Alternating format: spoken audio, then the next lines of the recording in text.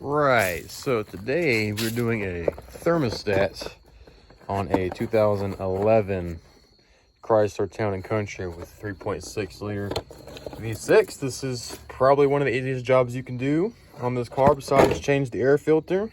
First thing you want to do is, if you want, it's optional, you can take this out of the way. Take this B off right here. It looks like a 13 or 14 millimeter. Getting this thermostat from Murray Plus, whatever the heck that is. This is what it looks like. You got two bolts that come off. You got one here and one here, and it goes in like this. So if you look down about here, there you go. There's one. Hey, hold up, and two right there. Here are the two tools you need. You just need a pair of pliers and, well, your choice of a 1/2 inch or a 3/8 drive ratchet with a 10 millimeter socket. The first thing you want to do is get this clamp off and wiggle the hose off the thermostat and let whatever coolant is in the top hose drain out. If you want to do it on a drain bucket, that's smart. If you want to just let it go in your driveway like I'm about to do, that's also okay. Just rinse it and dilute it so a dog doesn't lick it and die. Right, so we took the power steering out of the way. To get the hose off, because this hose has never been replaced, you know, you pinch the clamp back, you pinch the clamp and you pull it back, and this hose was not wanting to come off. So you take yourself a little pick like this, and so you can get the hose to start coming off, you're gonna have to stick the pick in the hose and break the seal, so to speak, because this hose has not been replaced since it came out of the factory. So it was really stuck on there, but now you should be able to grab it with your hand and just wiggle it off the thermostat. Like, come on. There you go. There you go. Right, so we take these bolts out, top and bottom. Here comes the bottom bolts out. There comes the thermostat. Boom.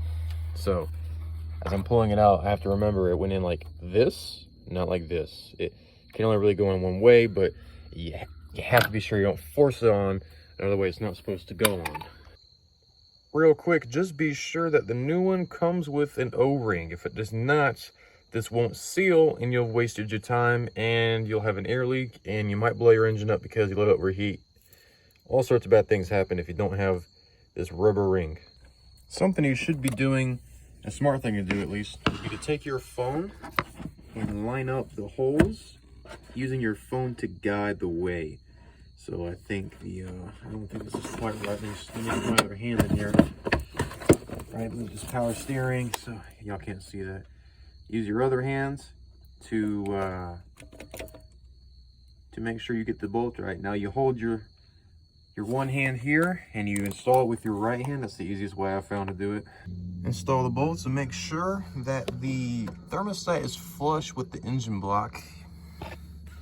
Just to check real quick, make sure there's no ugly gaps. You can mainly tell by right here. This is pretty much enough to know if it's not flush or not. Right, so the hose has to make it past this lip. The clamp also has to make it past this lip. The hose, you just push up until it stops right there.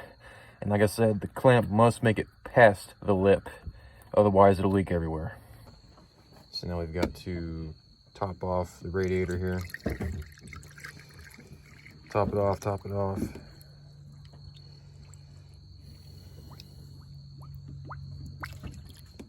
And those bubbles are air coming to the surface. We want as much air out of the system as we can get.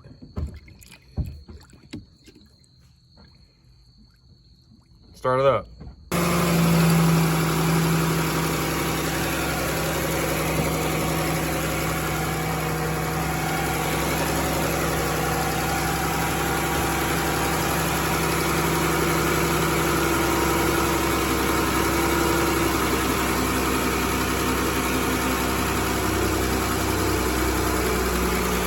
Also check, make sure that the thermostat isn't leaking.